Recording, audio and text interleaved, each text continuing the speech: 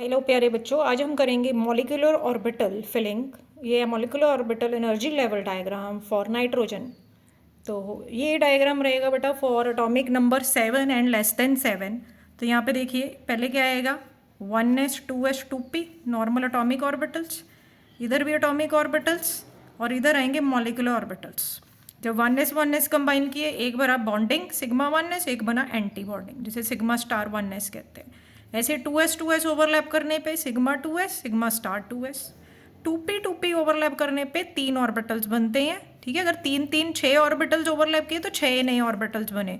3 क्या बने हैं pi 2p x pi 2p y sigma 2p z bonding वाले। Anti bonding higher energy pi star 2p x pi star 2p y sigma star 2p z। तो ये energy level diagram है। तो इधर से इधर एनर्जी क्या हो रही है इंक्रीज। अब फिलिंग कैसे करेंगे इसकी, जैसे बेटा नाइट्रोजन 1s2 2s2 2p3, तो ऐसे इलेक्ट्रॉन्स जैसे नॉर्मल फिल करते हैं, ये कन्फिग्रेशन फिल कर दी मैंने इधर। ऐसे ही सेम राइट साइड आप फिल करोगे। अब 2 इधर इलेक्ट्रॉन 2 इधर, 4 इलेक्ट्रॉन्स पहले जाएंगे 2 लोअर एनर्जी में 2 हायर एनर्जी में। तो जो नॉर्मल ऑर्बिटल्स की फिलिंग रूल है वही जाएंगे, of rule lower energy than higher energy.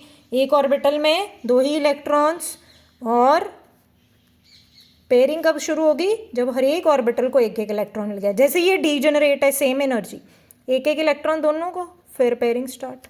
4 भर गए, 6 इलेक्ट्रॉन 2 ऊपर, 3 और 3 6 इलेक्ट्रॉन थे, सारे के सारे फिल हो गए। अब ऊपर और इलेक्ट्रॉन भरने को नहीं है तो नहीं भरेंगे भाई, ज़बरदस्ती थोड़ी है ना कोई। अब इसकी कन्फिग्रेशन बेटा कैसे लिखनी है हमने, स्टार्टिंग फ्रॉम द मिडल। ठीक है, डायग्राम के मिडल से स्टार्ट करेंगे। क्या आएगी कन्फिग्रेशन N2 की, sigma 1s2 sigma star 1s2 sigma 2s2, फिर क्या आएगा सिग्मा स्टार 2s2, फिर आएगा पाई 2p x2, फिर क्या आएगा बेटा पाई 2p y2, और फिर सिग्मा 2p z2। तो मैंने यहाँ सेंटर से कन्फिग्रेशन लिख दी। ठीक है, अब मुझे अगर बॉन्ड ऑर्डर निकालना बेटा, तो बॉन्ड ऑर्डर क्या होता है half NB minus NA, bonding वाले electrons minus anti bonding. Bonding वाले कौन से हैं, स्टार वाले निकाल दो। ठीक है, 2 और 2 4 6 8 10, 4 क्या हो गए एंटी बॉन्डिंग। तो बॉन्ड ऑर्डर कितना आया 3 आ गया, 3.0। एंड में पेयर्ड है इलेक्ट्रॉन्स, इसलिए क्या आएगा ये डायामैग्नेटिक। अगर इसी तरह मुझे N2 पॉजिटिव देखना है तब क्या करेंगे, हायर एनर्जी लास्ट में से एक इलेक्ट्रॉन निकाल देंगे, बाकी कन्फिग्रेशन बेटा सेम रहेगी। एंड में क्या बचेगा सिग्मा 2p z1। ठीक है जी, अब अनपेयर्ड हो गया एक, तो ये पैरामैग्नेटिक कम्प्लेक्स होगा। और बॉन्ड ऑर्डर बॉन्डिंग में से एक इलेक्ट्रॉन गया 9 बचे, कितना आएगा 2.5।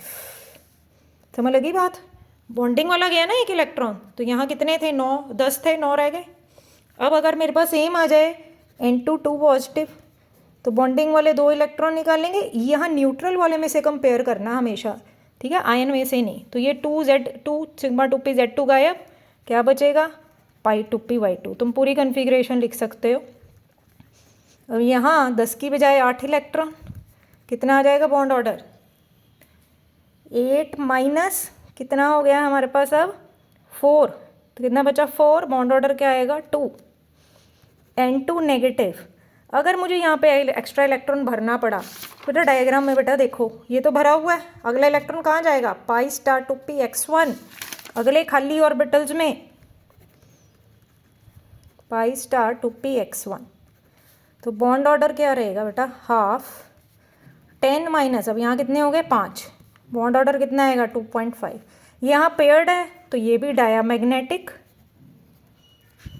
और यहाँ अनपेयर्ड है तो ये क्या रहेगा पैरामैग्नेटिक। इसके बाद अगर हमें अरेंज करना है ऑर्डर ऑफ स्टेबिलिटी, तो order of stability directly proportional bond order के है। सबसे ज़्यादा बॉन्ड ऑर्डर किसका है N2 का 3 था। ठीक है, फिर किसका आया N2 पॉजिटिव और N2 नेगेटिव का सेम है 2.5, इक्वल टू डाल देंगे, और लास्ट में क्या है N2 2 पॉजिटिव 2। ठीक है, order of stability, order of bond order आ गया। ऑर्डर ऑफ बॉन्ड लेंथ, तो रिलेशन याद रखना है bond length is inversely proportional to bond order. तो जो ऊपर वाला ऑर्डर है उससे एरो घुमा दो, बस एरो घुमा दो, क्योंकि जितना बॉन्ड ऑर्डर ज़्यादा है उतनी बॉन्ड लेंथ कम होगी।